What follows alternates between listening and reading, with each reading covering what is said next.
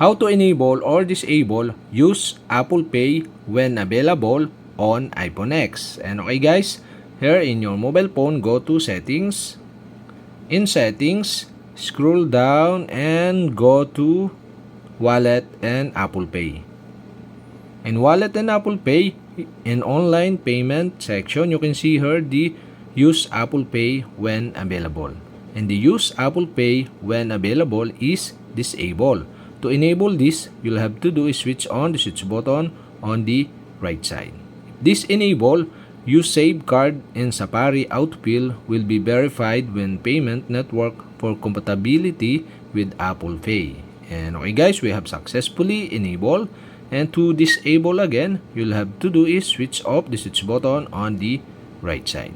And okay guys, we have successfully enabled or disable use Apple Pay when available on iPhone X.